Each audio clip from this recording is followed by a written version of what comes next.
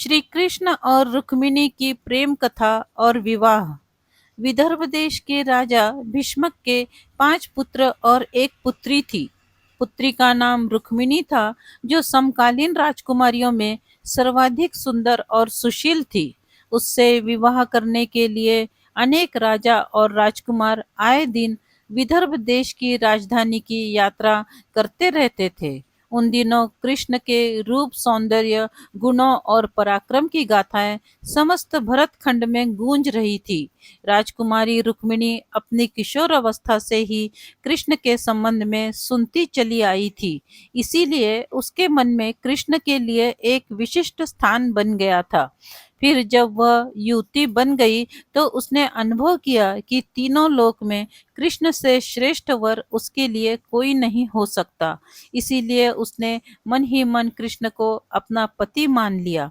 रुक्मिणी के पिता और माता भी चाहते थे कि उनकी पुत्री का विवाह कृष्ण के साथ हो, लेकिन रुक्मिणी के बड़े भाई रुक्मी की मित्रता शिशुपाल और जरासंध जैसे उन राजाओं के साथ थी, जो कृष्ण को अपना सबसे बड़ा शत्रु मानते थे।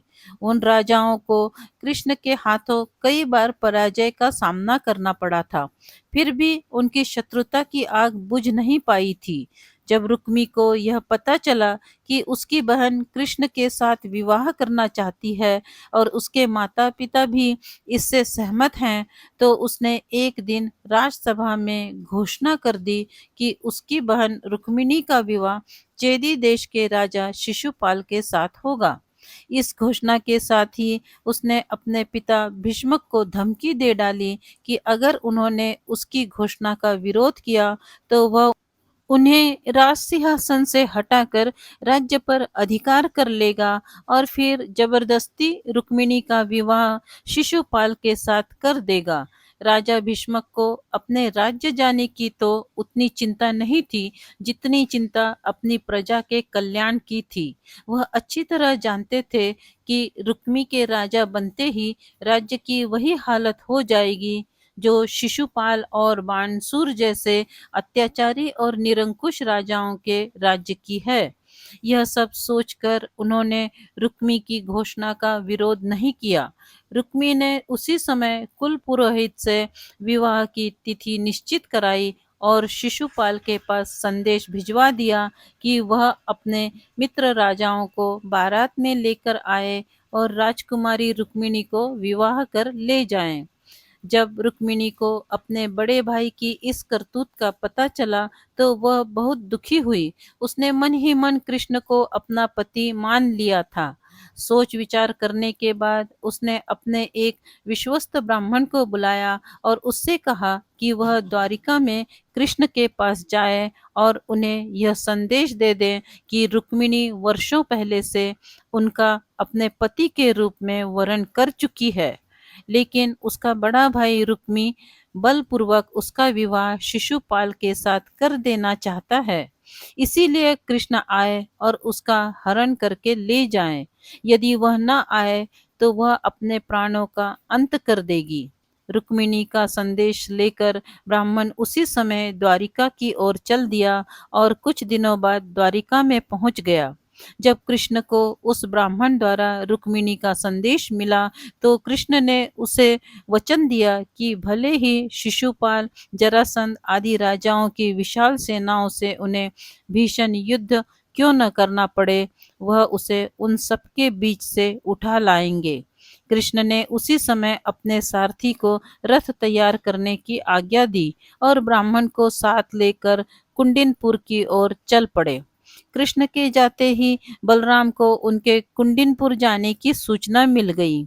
उन्होंने यादवों की सेना की एक शक्तिशाली टुकड़ी को अपने साथ चलने का आदेश दिया और द्वारिका से इतनी तेजी से प्रस्थान किया कि वह भी सेना सहित कृष्ण के पीछे पीछे ही कुंडिनपुर पहुंच गए। कृष्ण और बलराम के पहुंचने के पहले ही शिवपाल अपने साथी राजाओं की विशाल सेनाओं के साथ कुंडिनपुर पहुंच चुका था। शिशुपाल के मित्र जरासंध, शाल्व, पौंड्रक, दंत, वकब और विदुरथ आदि अनेक राजाओं की कई अक्षौहिणी सेना बारात में सम्मिलित थी। विवाह के दिन सुबह ही परंपरा के अनुसार रुक्मिणी अपनी सहेलियों तथा अन्य महिलाओं के साथ गौरी पूजन के लिए नगर से बाहर बनाए गए मंदिर में पूजा करने गई। रुक्मिणी के संदेशवाहक ब्राह्मण द्वारा कृष्ण को इस बात का पता चल चुका था, इसीलिए वह रथ लेकर मंदिर के पीछे पहुंच गए। पूजा करने के बाद रुक्मिणी जैसे ही मंदिर से निकली, कृष्ण ने उन्हें उठाकर अपने रथ में बैठा लिया। रुक्मिणी के साथ आए सैनिक देखते ही रह गए। जब शिशुपाल और उसके साथी राजाओं को रुक्मिणी हरण का समाचार मिला, तो वे अपने अपनी विशाल सेना लेकर कृष्ण को पकड़ने के लिए चल दिए। रुक्मिणी का बड़ा भाई रुक्मी भी अपने चारों भाइयों और अपनी सेना के साथ कृष्ण के पीछे पीछे चल दिया। नगर से कुछ दूर निकलते ही यादवों की सेना दिखाई देने लगी। अपने पीछे आती हुई सेनाओं को देखते ही बलराम ने अपनी सेना को आदेश दिया कि आक्रमणकारी सेनाओं को खदेड़कर भगा दो। यादव सेना के सैनिकों ने पलटकर आक्रमणकारी सेनाओं की भीषण बाण वर्षा का उत्तर देना आरंभ किया। देखते ही देखते भीषण संग्राम होने लगा।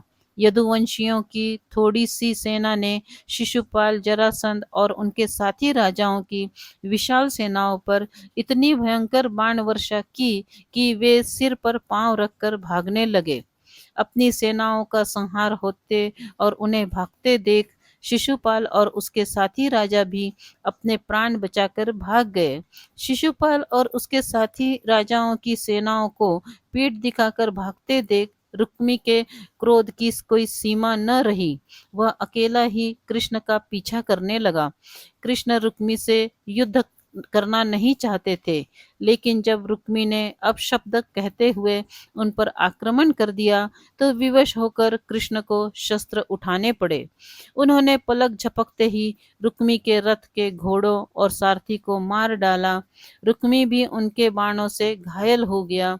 कृष्ण ने तलवार संभाली और झपट कर रुक्मी को पकड़ लिया और उसी के उत्तरीय से उसके हाथ पैर बांधने के बाद उसके सिर तथा दाढ़ी मूछ के बाल जगह जगह से मुंडकर उसे कुरूप बना दिया। रुक्मी यह प्रतिज्ञा करके कृष्ण से युद्ध करने चला था कि अगर वह अपनी बहन रुक्मिणी को कृष्ण के हाथों से छुड़ाकर नहीं लाया, तो कुंडिनपुर में नहीं लौटेगा। बलराम के कहने पर जब कृष्ण ने उसे छोड़ दिया, तो वह अपने बचे खुचे सैनिकों को लेकर एक निर्जन प्रदेश में चला गया और वहीं नया नगर बसाकर रहने लगा। कृष्ण रुक्मिणी को लेकर विजयी यादव सेना के साथ द्वारिकापुरी लौट आए, जहां विधि पूर्वक उनका विवाह रुक्मिणी के साथ कर दिया गया। यदि आपको यह पौराणिक कहानी अच्छी लगी हो तो प्लीज़ इसे लाइक करें, शेयर करें और इस चैनल को सब्सक्राइब करें। धन्यवाद।